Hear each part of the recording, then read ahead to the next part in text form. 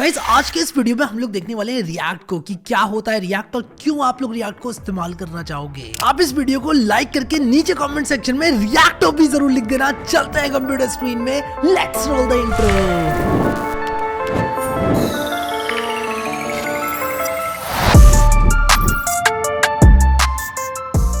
React को क्यों इस्तेमाल करें, ऐसे ही लिख लो ना कोड HTML CSS जावास्क्रिप्ट में, क्या प्रॉब्लम क्या है भाई। जिंदगी में कम प्रॉब्लम्स हैं जो कि एक रिएक्ट भी ला दिया घुसा के। तो यार ये सवाल मेरा सवाल था जेन्युइन जब मैंने रिएक्ट पढ़ना स्टार्ट किया था और मुझे बहुत अच्छे से समझ में आया था और मैं आप लोगों को उसी देसी तरीके से समझाऊंगा। देखो जब मैं इस सवाल का जवाब ढूंढने के लिए गया था तो मुझे ये दिखा था कि जो लोग रिएक्ट पढ़ाते हैं या जो लोग रिएक्ट की डॉक्यूमेंटेशन वगैरह लिखते हैं उन्हें ये सब चीज़ें ऑब्वियस लगती हैं कि रिएक्ट क्यों यूज़ करना है। लेकिन जो पहला क्वेश्चन है जो कि सबका आंसर होना चाहिए वो ये है रिएक्ट क्यों इस्तेमाल करना है। ठीक है, तो मैं आप लोगों को बताता हूँ। अब देखो ध्यान से इस एग्जाम्पल को देखना, ये सब समझा देगा और बहुत देसी तरीके से बताऊंगा, अपने तरीके से बताऊंगा और बहुत टेक्निकल नहीं जाऊंगा, बहुत देसी तरीके से बताऊंगा, एकदम देसी तरीके से। रिएक्ट तो इसको मैं बोलूँगा वाई रिएक्ट। ठीक है, अब देखो मान लो मेरे पास एक बॉक्स है, ठीक है, एक बॉक्स वन है, ठीक है, इसमें मैंने क्लास बॉक्स वन दे दी और मैं यहाँ पर एक काम करता हूँ, तीनों में एक बॉक्स क्लास देता हूँ, बॉक्स वन क्लास देता हूँ और एक स्टाइल लगा लेता हूँ जल्दी से। कलर दे दिया रेड, हाइट विड्थ दे दी 12 पिक्सल, बॉर्डर लगा दिया 2 पिक्सल सॉलिड ब्लैक, फिर मैंने पैडिंग दे दी 3 पिक्सल की। एक काम करता हूँ उसको थोड़ा बढ़ा देता हूँ, 121 पिक्सल कर देता हूँ और आप लोग देखो कि मैं इसका प्रीव्यू आप लोग को दिखाऊंगा तो कुछ इस तरह से दिखेगा ये बॉक्स। ठीक है, 3 बॉक्स हैं, कोई ज़्यादा बड़ी चीज़ नहीं है। अब मैं चाहता हूँ कि इन तीनों में अपना अपना टेक्स्ट हो, जैसे इसमें है कि आई एम बॉक्स 1 और बॉक्स 2 में हो आई एम बॉक्स 2 और बॉक्स 3 में हो आई एम बॉक्स 3। तो ये अगर मैं आप लोगों को बनाकर दूं तो आप कहोगे हाँ भाई यहाँ तक तो जो भी काम किया वो HTML CSS जावास्क्रिप्ट से हो जाएगा। मैं आप लोगों को एक टास्क दूं, मैं कहूँ कि आपको 2 सेकंड के बाद बॉक्स 2 का कंटेंट चेंज करना है और 3 सेकंड के बाद बॉक्स 3 का कंटेंट चेंज करना है, तो आप कैसे करोगे। तो वहाँ पर आप कहोगे अच्छा 1 सेकंड के बाद आपको बॉक्स 1 का कंटेंट चेंज करना है, 2 सेकंड के बाद बॉक्स 2 का कंटेंट चेंज करना है और 3 सेकंड के बाद बॉक्स 3 का कंटेंट चेंज करना है। ठीक है भाई, कोड लिखते हैं उसके लिए। तो मैं यहाँ पर ये 3 सेट टाइम आउट्स लगा लूंगा। 1 सेकंड के बाद क्या होगा, हे हो जाएगा बॉक्स 1 का कंटेंट, 2 सेकंड के बाद बॉक्स 2 का हाई हो जाएगा और 3 सेकंड बाद बॉक्स 3 का हेलो हो जाएगा। तो मैं आप लोग को अगर ये दिखाऊं रीलोड करके तो देखो 1 सेकंड बाद हे हुआ, फिर ये चेंज होगा, फिर ये चेंज हो जाएगा। ठीक है, तो ये हमने किया। रिएक्ट क्या करता है, कहता है कि भाई क्योंकि आप HTML कंटेंट को चेंज कर ही रहे हो तो क्यों ना एक वेरिएबल बना दो। प्लेन एंड सिंपल जावास्क्रिप्ट में हम कुछ ऐसा नहीं कर सकते कि यहाँ पर एक वेरिएबल बना दे। अगर मैं कुछ ऐसा करूँ, मान लो मैं थोड़ा स्मार्ट बनूँ और मैं कहूँ कि यार मैं कहूँ let box 1 is equal to मान लो हे। ठीक है, अगर कुछ ऐसा हो जाता प्लेन एंड सिंपल जावास्क्रिप्ट में, ऐसा होता नहीं है बट मैं आपसे कह रहा हूँ अगर ऐसा कुछ हो जाता कि मान लो मैं यहाँ पर एक स्टाइल टैग डाल रहा हूँ, जस्ट मैं बॉडी के बाद डाल रहा हूँ स्टाइल टैग, जस्ट आप लोगों की sorry script tag, not style tag, script tag मैं डाल रहा हूँ और मैं कहता हूँ यहाँ पर कि यार अगर कुछ ऐसा हो जाता है कि box 1 is equal to hey, box 2 is equal to मान लो आई एम बॉक्स 2, मान लो ये वेरिएबल्स होते हैं कुछ इस तरह के। तो बॉक्स 1 बॉक्स 2 बॉक्स 3 मैंने 3 वेरिएबल्स बना लिए और अगर कुछ ऐसा होता कि यहाँ पर मैं लिख देता बॉक्स 1 और जब भी मैं बॉक्स 1 नाम के वेरिएबल को अपडेट करूँ ये चीज़ अपडेट हो जाए, कितना आसान हो जाता हमारे लिए। रिएक्ट कुछ इस तरह का कंस्ट्रक्ट आप लोगों के लिए लेके आता है कि आप वेरिएबल बनाओगे, आप ये इनर HTML और क्वेरी सेलेक्टर ये सब नहीं करोगे, आप सिर्फ उस वेरिएबल को अपडेट कर दोगे और वो यहाँ पर आपकी डॉम में अपडेट हो जाएगा। बड़ी कन्वीनियंस होगी आप लोगों को। आप ऐसा कर सकते हो स्टेट बना के रिएक्ट में। अब वो सब छोड़ो, स्टेट क्या होता है वो सब हम बाद में देखेंगे। और क्या रिएक्ट का यूज़ केस है, रिएक्ट की सहायता से आप लोग अपने कोड को मॉड्यूलर कंपोनेंट्स में तोड़ सकते हो, टुकड़ों में तोड़ सकते हो। आप कह सकते हो कि यार एक मैं नैव बार बना रहा हूँ और आपको बार बार उस नैव बार को बनाने की ज़रूरत नहीं है। आप उस नैव बार को बना सकते हो और उस नैव बार को बनाने के लिए आप एक कंपोनेंट बना लोगे और उस कंपोनेंट को आप अक्रॉस डिफरेंट पेजेस यूज़ कर सकते हो। अब रिएक्ट में प्रॉप्स का कॉन्सेप्ट होता है, यानी कि नैव बार के अंदर हम कलर को कस्टमाइज़ कर सकते हैं, नैव बार के अंदर ही हम फॉन्ट कलर को कस्टमाइज़ कर सकते हैं। ये सब मैं आप लोगों को बताता हूँ और मैं अभी ना दोबारा से आप लोगों को बताऊँगा। और अगर आप लोगों को नहीं पता है कि क्या है रिएक्ट, वाई रिएक्ट, तो एकदम शुरू से मैं आपको फिर से बताता हूँ। तो देखो यार क्या होता है why React, why are we even using react.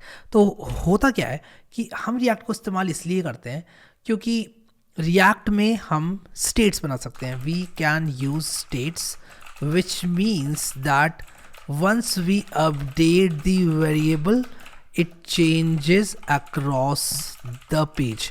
अब मान लो मैंने बॉक्स 1 नाम की एक स्टेट बना ली। अब स्टेट क्या होता है वो छोड़ो, आप मान लो मैंने बॉक्स 1 नाम की एक स्टेट बना ली, मैं सिर्फ उस स्टेट को अपडेट करूंगा और पेज में जहाँ जहाँ बॉक्स 1 है वहाँ वहाँ वो चेंज हो जाएगा। ये कैसे करते हैं एग्जैक्टली ये मैं आप लोगों को थोड़ी देर में बताऊंगा। हम इनफैक्ट पूरी रिएक्ट पढ़ेंगे, ये सब चीज़ें हम सीखेंगे। बट रिएक्ट का क्यों हम इस्तेमाल करते हैं और रिएक्ट क्यों बनाई गई, ठीक है। तो हिस्ट्री ऑफ रिएक्ट जेएस, ठीक है। क्या है react JS? React JS Facebook ने बनाई थी। देखो यहाँ पर देखो, it was developed by Facebook and it is often use for building single page application. हमें देखो यहाँ पर आ गया, रिएक्ट को जॉर्डन वॉक ने बनाया था, जो कि मेटा में एक सॉफ्टवेयर इंजीनियर थे। उन्होंने कहा कि यार देखो हम क्या कर रहे हैं, बार बार ये इनर HTML वाले कोड लिख रहे हैं। भाई कितना बड़ा हो जाएगा हमारा जावास्क्रिप्ट कोड, बार बार कहेंगे document dot query selector dot box one dot inner HTML is equal to this. मतलब समझ रहे हो, the pain is real, the struggle is real. बार बार एक एलिमेंट को आप टारगेट करो, फिर कहो डॉट इनर HTML, फिर उसके इनर HTML को चेंज करो। इससे अच्छा एक वेरिएबल बना लो और उस वेरिएबल को कुछ ऐसा करो कि ऑटोमेटिकली अपडेट कर दो लाइब्रेरी के थ्रू। तो ये चीज़ आप जावास्क्रिप्ट में नहीं कर सकते कि आपने box one is equal to change कर दिया तो यहाँ भी चेंज हो जाए, ऐसा नहीं होगा जावास्क्रिप्ट में। इसको आप प्लेन जावास्क्रिप्ट से कंफ्यूज मत करना। जावास्क्रिप्ट जो मैंने आपने सीखी अभी तक उतनी ही है, लेकिन रिएक्ट में क्या होगा कि ये चीज़ ऑटोमेटिकली चेंज हो जाएगी जब भी हम स्टेट को अपडेट करेंगे। अब स्टेट कैसे बनेगी, स्टेट को कैसे अपडेट करेंगे, ये सब मैं अभी आपको बताऊंगा, तो उसके लिए आप थोड़ा सा इंतजार करो। लेकिन ये प्रॉब्लम को समझा फेसबुक ने कहा यार कि अगर कुछ ऐसा हो जाता तो कितना मज़ा आता। उसी के साथ साथ मान लो आपने एक कोड लिखा, मान लो एक पीस ऑफ कोड लिखा, मैं कंट्रोल एन दबाता हूँ और मैं कहूँगा कि यार मैंने एक नैव बार लिखा, और मैं कहूँगा, मैं एक HTML सेलेक्ट करता हूँ, मैं कहूँगा कि यार देखो भाई एक नैव बार बनाते हैं यहाँ पर, ठीक है। और नैव से स्टार्ट करते हैं और नैव के अंदर UL डालेंगे, LI डालेंगे, हम कहेंगे होम, और यहाँ पर हमने मान लो बना लिया अबाउट, कॉन्टैक्ट, जो भी होता है। और हमने क्या करा, यहाँ पर जो इसको क्लास दिया, क्लास इज इक्वल टू मान लो रेड दे दिया, और रेड जो है वो क्या करती है, कलर रेड दे देती है। और यहाँ पर हमने इसको क्लास दे दिया BG ब्लैक, मान लो BG ब्लैक दे दिया क्लास इसको। और BG ब्लैक क्या करती है, मान लो ब्लैक कलर की क्लास देती है। इसमें हमारे स्टाइल्स में लिखा हुआ है कि BG ब्लैक जो है ब्लैक कलर दे देती है बैकग्राउंड का, और class is equal to red जो है रेड कलर दे देती है टेक्स्ट का। मान लो हमने कुछ ऐसा कर दिया। तो अब मान लो कल आपको चाहिए कि यार मुझे बैकग्राउंड चाहिए से पर्पल, या मुझे कलर चाहिए यहाँ पर से ब्लू, ठीक है। कैसे करोगे आप कस्टमाइज? तो हम रिएक्ट में क्या कर सकते हैं, हम कहेंगे यार एक कंपोनेंट बना लो नैव बार के नाम का। कंपोनेंट का नाम आप कुछ भी दे सकते हो, आप हैरी दे सकते हो, हेडर दे सकते हो, नैव बार दे सकते हो, रोहन दास दे सकते हो, शुभम अग्रवाल दे सकते हो, कुछ भी दे सकते हो यार, आपकी मर्जी है, जो मन चाहे दे दो आप, ठीक है। तो नैव एक कंपोनेंट आप बना सकते हो और उस कंपोनेंट को अपनी पूरी ऐप में कहीं पे भी यूज़ कर सकते हो कस्टमाइज़ करते हुए। अब कस्टमाइज़ कैसे करोगे? आप कहोगे कि जो बैकग्राउंड है ये एक प्रॉप है। प्रॉप का मतलब एक वेरिएबल जो कि इस कंपोनेंट में वेरिएबल है। समझे क्या मतलब हो इस बात का? एक वेरिएबल जो कि इस कंपोनेंट के लुक एंड फील को डिस्क्राइब करता है। जैसे कि एक नैव बार है, वो दिखने में तो वैसे ही है। जैसे कि मैं अगर आपसे कहूँ कि यार ये एक नैव बार है, ये एक नैव बार है, ये नैव बार है रिएक्ट का। अब अगर ये ब्लू होता तो कैसा दिखता? अगर इसमें मैं एक छोटा सा चेंज करूँ इस नैव बार में, और मैं इसमें कहूँ कि यार बैकग्राउंड मुझे ब्लू चाहिए, तो ये ऐसा दिखता। या मैं कहूँ कि यार मुझे वॉयलेट चाहिए बैकग्राउंड, तो ऐसा दिखता। और मैं इसका कलर चेंज करूँ और बैकग्राउंड चेंज करूँ तो ये चेंज होता रहेगा, ठीक है।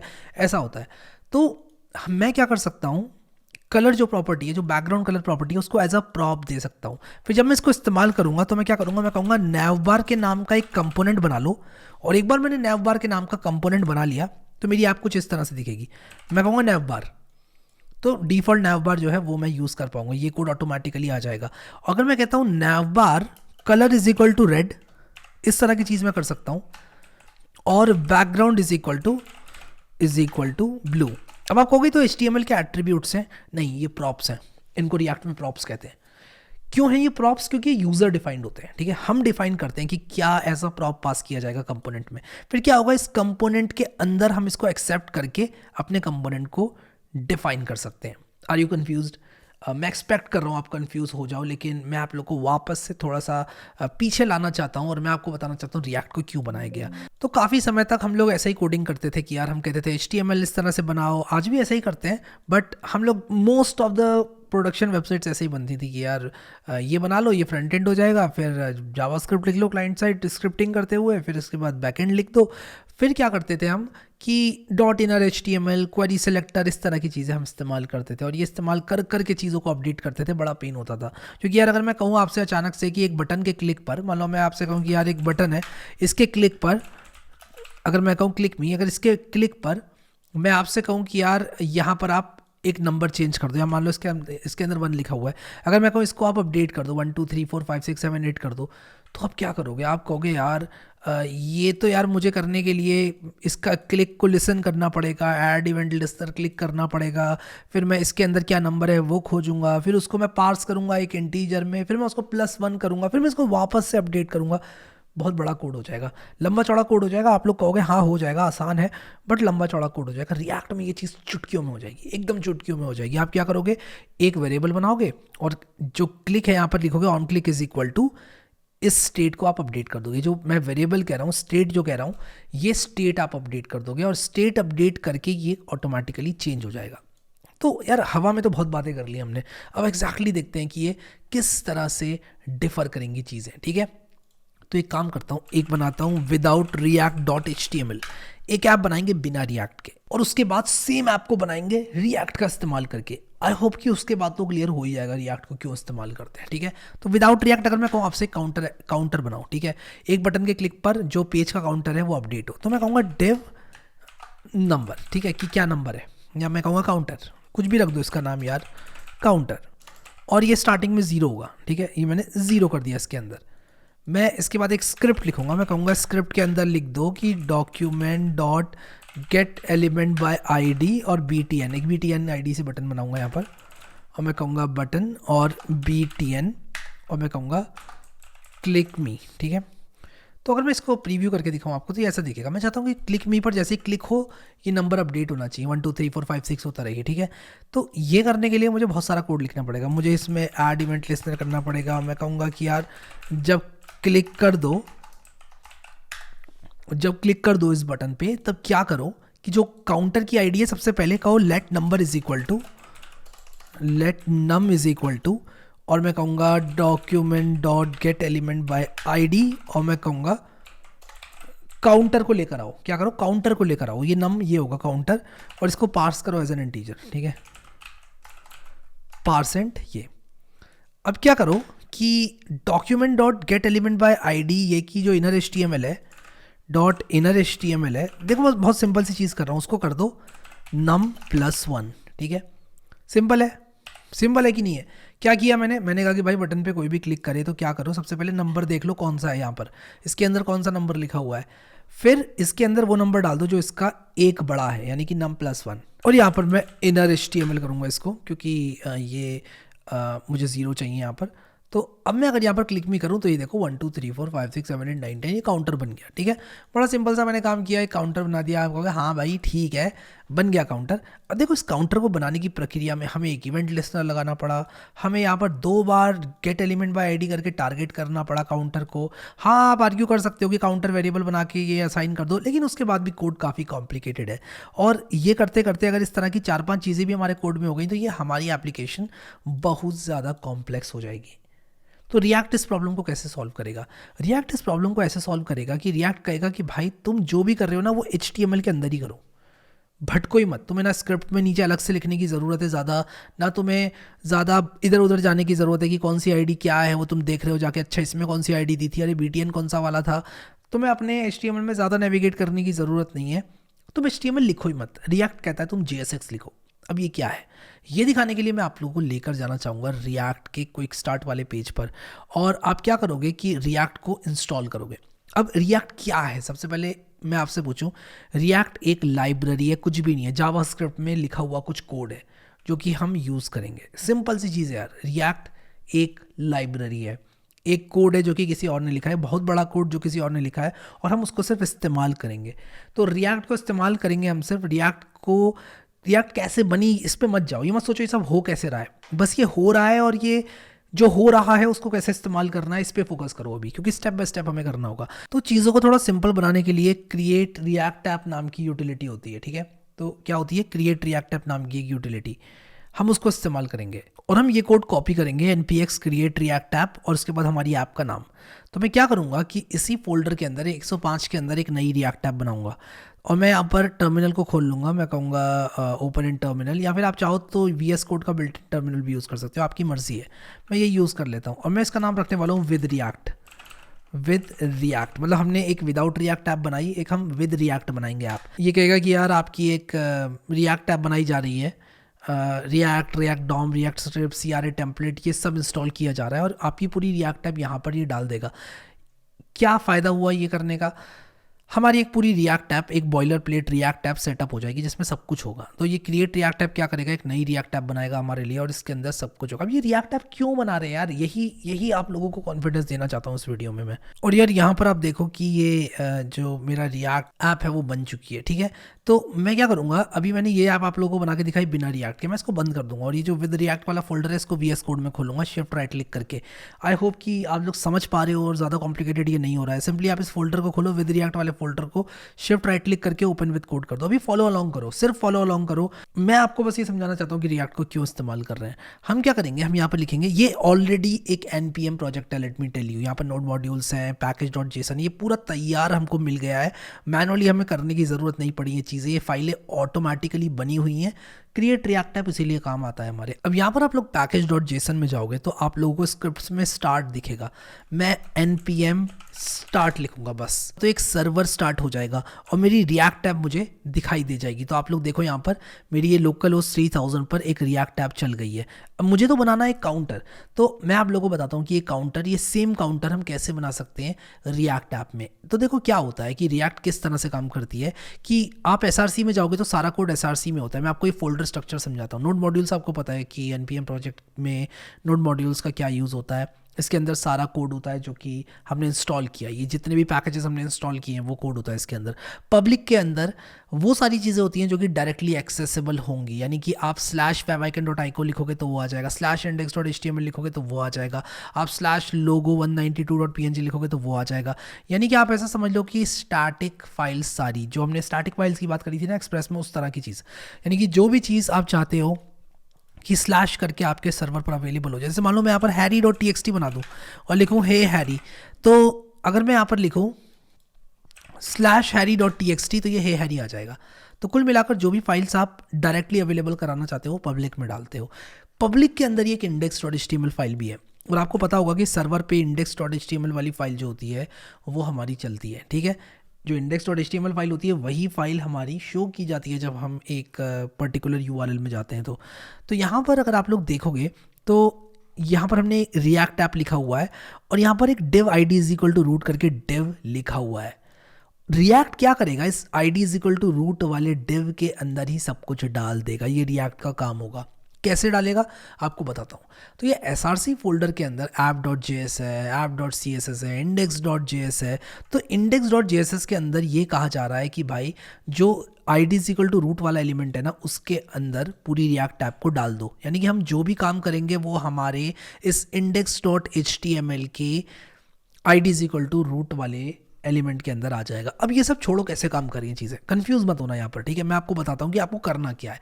ये सब चीज़ें ऑटोमेटिकली सेटअप हो गई, ठीक है। SRC के अंदर हमें ये सारी फाइल्स मिलती है। तो जो app.js है हमारी, वो हमारी मेन ऐप है। यहाँ पर जो हम कोड लिखेंगे वो हमारी रिएक्ट ऐप है। app.css इस ऐप की CSS है, ठीक है। और app.test.js जो है टेस्ट है, उसको छोड़ दो आप, क्या होती है index.css को भी छोड़ दो आप, सब फाइलों को छोड़ दो। अभी बस हम क्या करेंगे कि यहाँ पर ये जो app.js फाइल है उस पर फोकस करेंगे। app.js फाइल जो हमारी है वो ये वाली फाइल है जो ये शो कर रहा है। अब यहाँ पर क्या होता है कि हम एक स्पेशल तरह का सिंटेक्स लिखते हैं जिसको JSX बोला जाता है। क्या बोला जाता है? JSX, ठीक है। क्या है ये JSX? ये दिखता तो HTML की तरह ही होता है लेकिन ये कन्वर्ट होता है जावास्क्रिप्ट के अंदर। यानी कि ये जो div क्लास नेम = ऐप है, ये एक एक हमारा जो टैग है वो कन्वर्ट होता है रिएक्ट कोड के अंदर, जो कि प्योर जावास्क्रिप्ट कोड होता है। ये सिर्फ एक सिंटैक्टिकल शुगर होती है। खैर इस चीज़ को छोड़ो, क्या होता है मैं आपको बताता हूँ करना क्या है। तो ये क्लास नेम = ऐप के अंदर एक हेडर है और हेडर के अंदर एक इमेज है, सब कुछ ही है। मैं सब कुछ हटा दूंगा इसके अंदर से और मैं हे हैरी लिख दूंगा बस, ठीक है। और आपको दिखाऊंगा कि जब मैं हे हैरी लिखूंगा इसके अंदर तो आप देखो यहाँ पर हे हैरी आ गया और क्लास नेम = ऐप लिखा हुआ है। और अगर इस app.css में ऐप नाम का क्लास है तो वो क्या करेगा, सिंपली टेक्स्ट अलाइन सेंटर है तो वो लगा देगा इसमें, ठीक है। तो मैं चाहूँ तो इस app.css को भी हटा सकता हूँ कि भाई मुझे नहीं चाहिए CSS को, अभी मुझे स्टाइलिंग करनी नहीं है। अब आप कहोगे क्लास नेम क्यों, क्लास क्यों नहीं? क्योंकि ये पूरी जावास्क्रिप्ट फाइल है, हम जावास्क्रिप्ट लिख रहे हैं। तो जब हम जावास्क्रिप्ट लिखते हैं तो क्लास हम नहीं यूज़ कर सकते। क्यों नहीं कर सकते? क्योंकि क्लास जो होता है जावास्क्रिप्ट में ऑलरेडी रिजर्व्ड कीवर्ड होता है, यानी कि क्लास से हम ऑब्जेक्ट ओरिएंटेड प्रोग्रामिंग वाली क्लासेस डिक्लेयर करते हैं। तो रिएक्ट की टीम ने कहा कि यार क्लास तो यूज़ नहीं कर सकते, क्योंकि HTML की क्लास और जावास्क्रिप्ट की क्लास अलग अलग होती है। तो क्लास नेम रख देते हैं यहाँ पर नाम, क्योंकि हम HTML जो है वो जावास्क्रिप्ट के अंदर ही लिख रहे हैं, तो क्लास लिखेंगे तो दिक्कत हो जाएगी ना, इसलिए हम क्लास नेम लिखते हैं। ठीक है, क्लास नेम का मतलब क्लास ही होता है। जब भी हमें क्लास डालनी पड़ती है कहीं किसी एलिमेंट में, तो हम क्लास नेम का इस्तेमाल करते हैं रिएक्ट में। तो इसको एज अ थंब रूल अभी समझ लो। तो हमने लिखा div class name is equal to app, और यहाँ लिखा हे हैरी, और ये डिव को क्लोज कर दिया। अब आप देखो कि हम रिटर्न सिर्फ एक एलिमेंट कर सकते हैं, कुछ भी करेंगे इस एलिमेंट के अंदर ही करेंगे। ठीक है, ये एक बात हो गई। अब हम क्या कर सकते हैं, रिएक्ट में हम यूज स्टेट को इंपोर्ट कर सकते हैं। तो मैं लिखूंगा import use state from react, ये लिखूंगा import use state from react. और मैं इस फंक्शन के अंदर क्या करूंगा, ये जो फंक्शन बना हुआ है ऐप, इसके अंदर मैं कहूँगा कॉन्स्ट, और इसके बाद मैं लिखूंगा कुछ इस तरह से, मैं कहूँगा value set value is equal to, मैं लिखूंगा यूज स्टेट और 0। ठीक है, कुछ इस तरह से। ये मैंने क्या किया, मैंने कहा कि value set value is equal to use state 0। तो इस लाइन का मतलब ये हुआ कि एक नई स्टेट बनाओ वैल्यू नाम की, और जिसको मैं चेंज कर पाऊँ सेट वैल्यू का प्रयोग करके, और उसकी डिफ़ॉल्ट वैल्यू 0 कर दो। तो ये डिफ़ॉल्ट वैल्यू होती है यहाँ पर जो है, ये क्या नाम है उस स्टेट का वो होता है, और ये वो फंक्शन है जिससे मैं उस स्टेट को अपडेट करूँगा। कैसे करूँगा आप लोग देखना। तो अगर मैं यहाँ पर लिख दूँ वैल्यू, और मैंने यहाँ पर ये वाले ब्रैकेट्स क्यों लगाए, क्योंकि मैं एक जावास्क्रिप्ट लिख रहा हूँ। अब देखो ये चीज़ कंफ्यूजिंग हो सकती है आप लोगों के लिए, यहाँ पर देखो 0 आ गया लिखकर, ये चीज़ कंफ्यूजिंग हो सकती है। और मैं काम करता हूँ यार कि यहाँ पर अगर मैं चाहता हूँ कि ये जो ऐप वाली क्लास है मेरी, इंपोर्ट, और मैं यहाँ पर ./app.css करूँगा। मैं ये CSS करना चाहता हूँ, इंक्लूड करना चाहता हूँ, मैं चाहता हूँ सेंटर में आए। ठीक है, तो यहाँ पर मैंने ये कर दिया। तो मैंने क्या कहा, मैंने कहा कि एक वेरिएबल बना लो जिसको मैं चेंज कर पाऊँ। एक ऐसा वेरिएबल जिसको हम चेंज कर पाएँ उसे स्टेट कहते हैं रिएक्ट में। ठीक है, एक ऐसा वेरिएबल जिसको हम अपनी डॉम में यूज़ कर पाएँ और चेंज कर पाएँ। समझे, मतलब हम उसको डॉम में भी यूज़ कर पाएँ, मतलब यहाँ भी ऐसे यूज़ कर पाएँ, और उसको चेंज भी कर पाएँ, उसे स्टेट कहते हैं। ठीक है, अब सुनते रहो आप लोग, और by the end of this video सब कुछ क्लियर हो जाएगा, ये मेरा वादा है। ठीक है, ये मेरा वादा है। सेट वैल्यू हम करके चेंज कर सकते हैं इसको। तो मैं एक बटन बनाऊंगा। चलो ठीक है, हमने यहाँ पर एक वैल्यू डाल दिया। मैं एक काम करता हूँ, इसको एक डिव के अंदर डालता हूँ। मैं यहाँ पर लिखूँगा कुछ इस तरह से, div class name is equal to मान लो वैल्यू, और मैं इसको एक डिव में डाल दूंगा, इस तरह से क्लोज करता हूँ, और वैल्यू को इसके अंदर डाल दूंगा, और इसके अंदर मैं एक बटन बनाऊंगा यहाँ पर अभी बटन।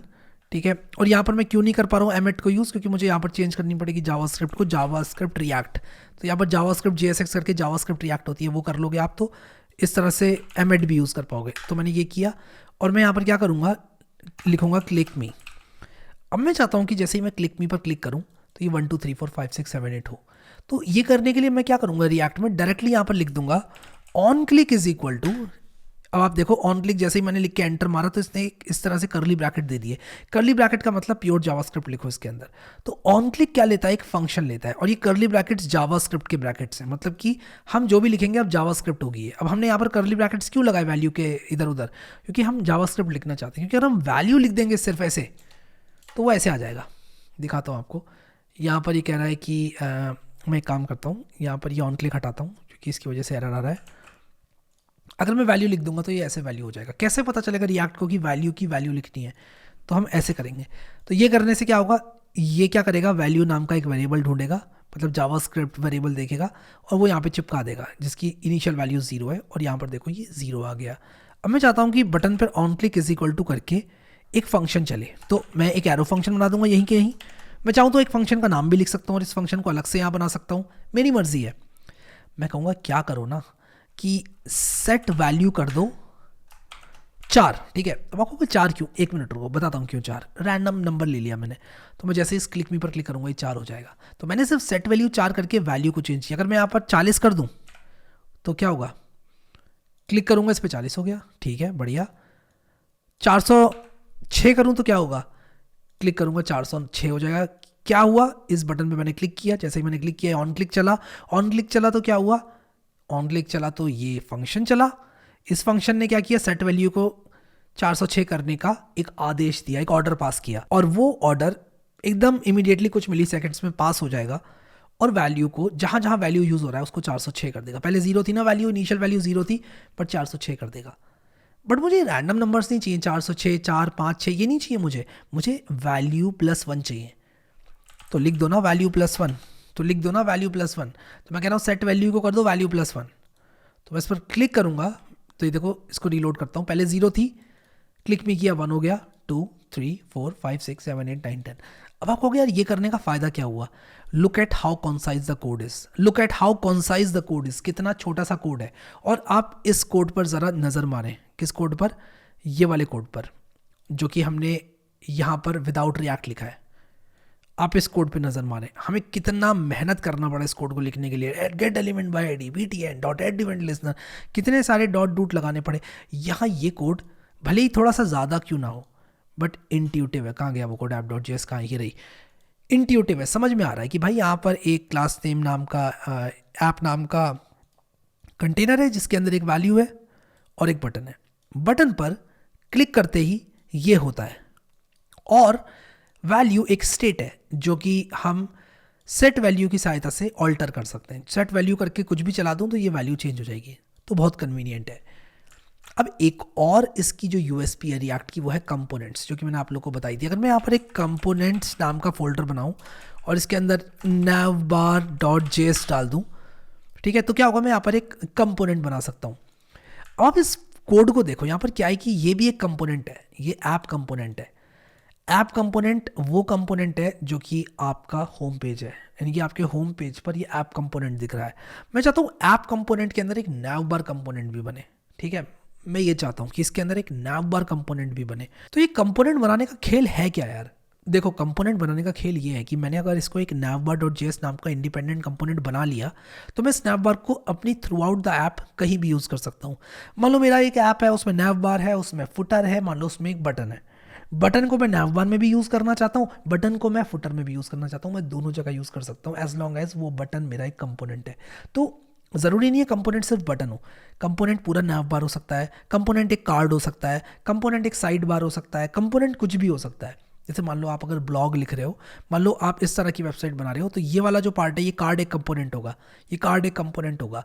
और उसमें प्रॉप्स क्या हो सकते हैं? हेडिंग और पैराग्राफ, जैसे कि नो लॉगिन हेडिंग है और ये पैराग्राफ है, तो आप ये दोनों पास करा के उस कंपोनेंट को यूज़ कर सकते हो।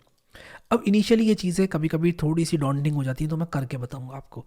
तो आप क्या करो ना कि एक एक्सटेंशन इंस्टॉल करो जिसका नाम है ES7 React Redux GraphQL React Native snippets, ये एक्सटेंशन का नाम है। इस एक्सटेंशन को आप लोग इंस्टॉल कर लो, ठीक है। और एक ये एक्सटेंशन भी है DSGNAJDER, जो कि मैंने इंस्टॉल कर रखी है। तो मैंने ये दोनों ही इंस्टॉल कर रखी हैं, और इससे क्या होगा कि आप लोग बहुत सारे स्निपेट्स का प्रयोग कर पाओगे। क्या होगा कि जब RAFCE आप लिखोगे, RAFCE आप लिखोगे, तो क्या होगा? एक react arrow function export component आपको मिलेगा। इसका क्या मतलब है? इस पर मैंने जैसे क्लिक किया, या फिर अगर मैं RAFCE लिख के एंटर मारूं, तो क्या होगा? मुझे एक रिएक्ट का एरो फंक्शन कंपोनेंट मिलेगा, एक नया कंपोनेंट मिलेगा जिसको मैं कहीं भी यूज़ कर सकता हूँ। तो मैं navbar कंपोनेंट में सिंपली एक navbar बना लूँगा। मैं कहूँगा यार क्या करो कि एक UL बना लो, UL बना लो, और इसको मैं जावास्क्रिप्ट रिएक्ट करता हूँ, जावास्क्रिप्ट रिएक्ट करता हूँ। JSX भी लिख दूँ अगर मैं, तो भी काम हो जाएगा, JSX। और यहाँ पर मैं UL लिखूँ, UL के अंदर LI लिखूँ, LI में होम लिखूँ, ठीक है। और मैं क्या करूँगा कि यहाँ पर मैं कहूँगा कि यार देखो, ये जो मेरा navbar कंपोनेंट है, इसका जो कलर हो वो एज अ प्रॉप पास हो, ठीक है। अब मैं आपको बताता हूँ इस बात का क्या मतलब है। बहुत ज़्यादा कॉम्प्लिकेट नहीं करना चाहूँगा चीज़ों को अभी। सबसे पहले ये दिखाऊंगा कि ये हम यूज़ कर सकते हैं, स्टेप बाय स्टेप चलते हैं। यहाँ पर मैंने लिखा अबाउट, और यहाँ पर मैंने लिखा कॉन्टैक्ट अस, ठीक है।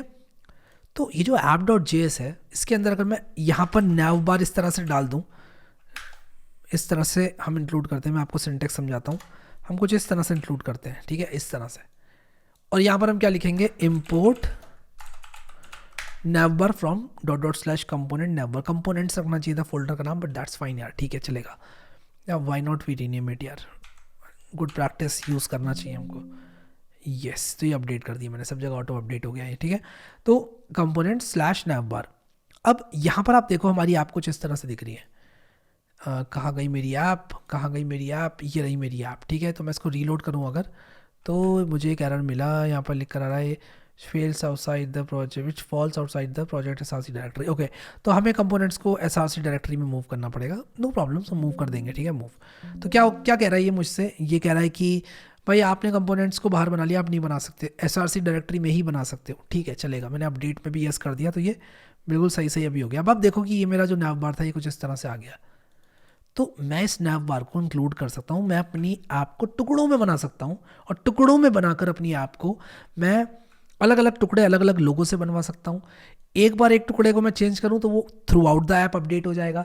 तो एक तरह से ये आपका मॉड्यूलर अप्रोच होता है कि भाई आपने अपनी ऐप को टुकड़ों में तोड़ दिया और एक टुकड़े को आपने अपडेट किया, और वो टुकड़ा जहाँ जहाँ, टुकड़ा मतलब कंपोनेंट, वो कंपोनेंट जहाँ जहाँ यूज़ हो रहा है सब जगह आपकी ऐप अपडेट हो जाएगी। तो रिएक्ट से ये सहूलत होती है। अब अगर मैं यहाँ पर navbar.js को यहाँ भी यूज़ कर रहा हूँ, मान लो मैंने एक फुटर बना लिया, मैं कहूँगा यार एक कंपोनेंट और बनाना है फुटर, तो बना लो भाई, footer.js बना लो, RAFCE लिखो और यहाँ पर लिखो I am a footer, और इसके बाद app.js में फुटर को इंक्लूड कर लो बटन के बाद, कुछ इस तरह से, ठीक है, कुछ इस तरह से, और इंपोर्ट कर लो। फिर फुटर को लिख लो इंपोर्ट फुटर, इंपोर्ट फुटर करोगे, ऑटो इंपोर्ट कर लिया इसने, और ये करके यहाँ पर आया फुटर आ गया। ठीक है, आ गया फुटर यहाँ पर, बढ़िया। अब मान लो मैं चाहता हूँ फॉर सम रीज़न नैव बार में भी मैं फुटर यूज़ करूँ। अब नैव बार में कोई फुटर यूज़ करता नहीं है, बट लेट्स अज्यूम या एक काम करते हैं, एक स्पेशल बटन यूज़ करते हैं और उसका भी एक कंपोनेंट बनाते हैं जिसको हम फुटर में भी डालेंगे, नैव बार में भी डालेंगे। मतलब आप समझ लो, हम टुकड़ों में तोड़ सकते हैं आपको।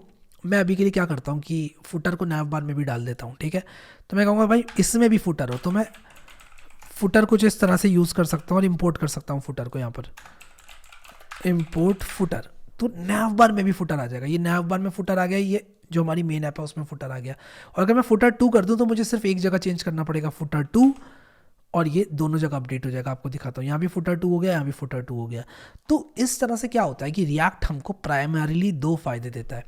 एक फ़ायदा तो यह है कि हम इस तरह की ऐप्स बना सकते हैं कि यार हम इस तरह से स्टेट्स बना सकते हैं जिसको हम अपडेट करके थ्रू आउट द ऐप अपने ऐप के कंटेंट को वेरिएबल फॉर्म में अपडेट कर सकते हैं। यानी कि हमने एक वेरिएबल बनाया, वेरिएबल हमने लगा दिया अपनी थ्रू आउट द पेज 5-6 जगह, और एक बार हम अपडेट करेंगे उस वेरिएबल को, और वो वेरिएबल जहाँ जहाँ यूज़ हो रहा होगा वहाँ वहाँ अपडेट हो जाएगा, जिस तरह से वैल्यू हमने यहाँ पर अपडेट करी। ठीक है, उसी के साथ साथ हम कंपोनेंट में एक स्पेशल मैसेज पास कर सकते हैं। जैसे मान लो कि यहाँ पर लोगो है मेरा, ठीक है, dev.logo मैंने यहाँ पर लिखा, मान लो मैं इसको JSX करता हूँ सबसे पहले, और मैं आपको बताऊँगा कि किस तरह से इसको आपको JSX नहीं करना पड़ेगा।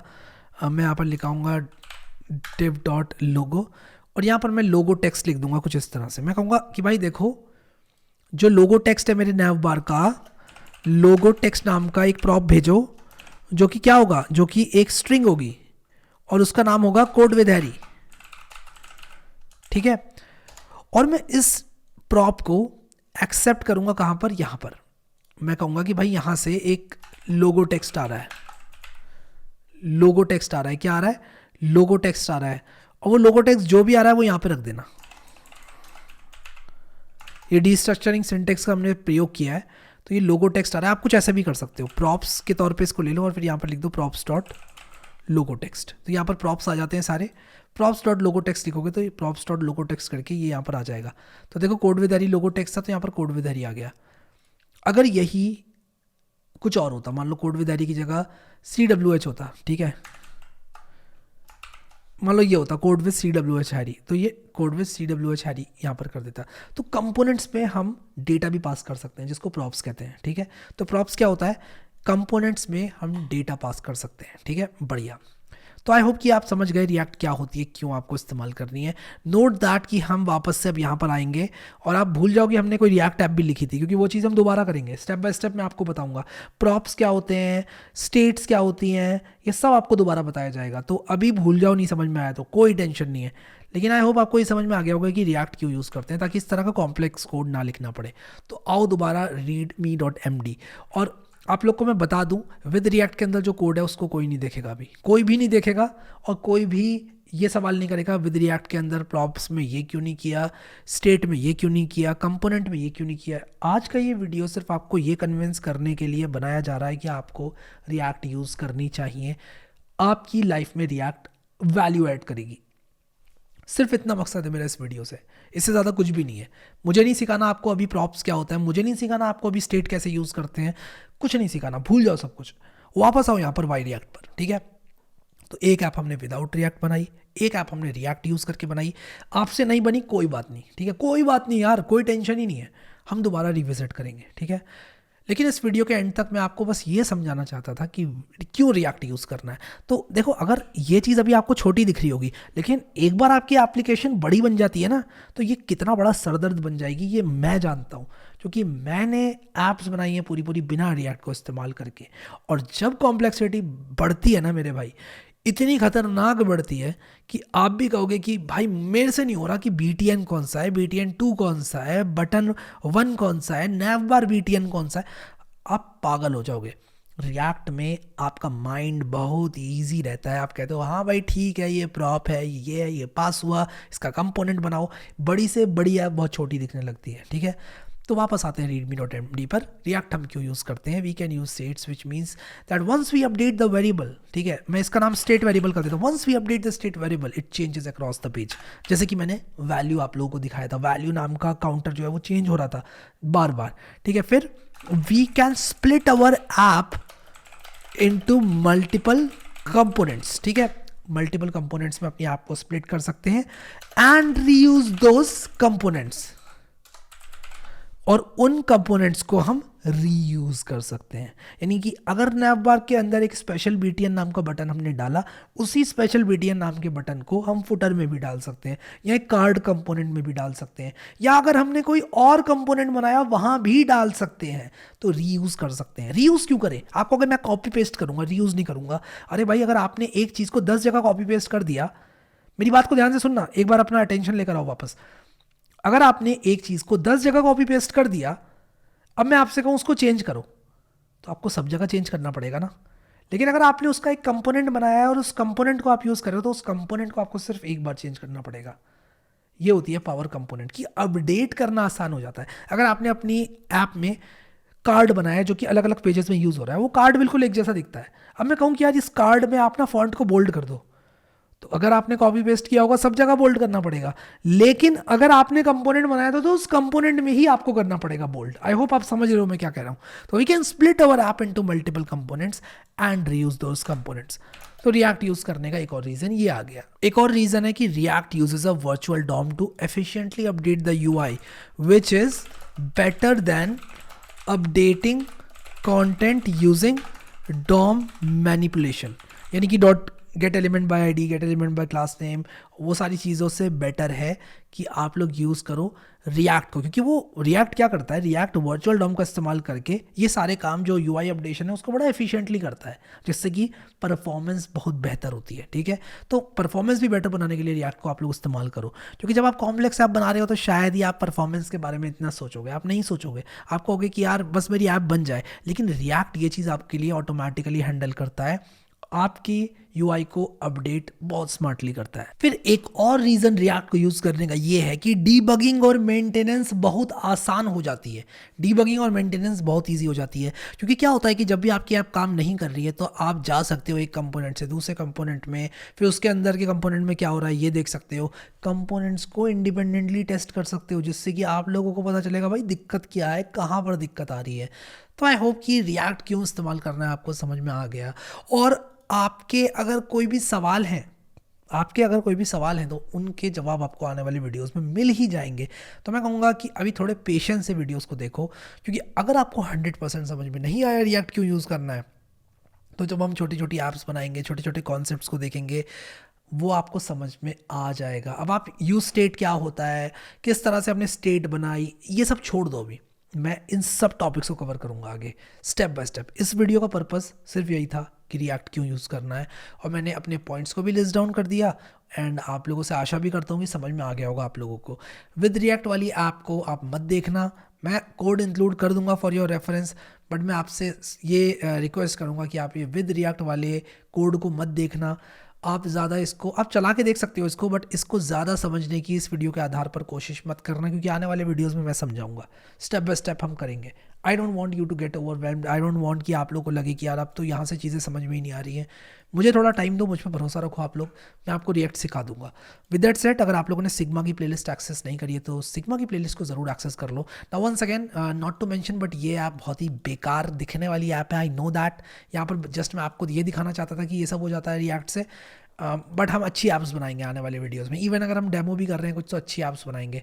Thank you so much guys for watching this video. Sigma की प्लेलिस्ट को एक्सेस करना और फर्स्ट वीडियो में सिग्मा के मुझे बताना कि क्या फीडबैक है आप लोगों को। I really want to know कि सिग्मा कैसा चल रहा है। आपको 5 में से कितने स्टार देने का मन करता है सिग्मा को, अगर आपको रेटिंग करनी पड़े प्लीज़ जाकर दे दो यार फर्स्ट वीडियो में। ये मेरी रिक्वेस्ट रहेगी आप लोगों से, सिर्फ इतना मांग रहा हूँ मैं, फर्स्ट वीडियो में जाकर एक रिव्यू डाल देना यार please. Thank you so much guys for watching this video and I will see you next time.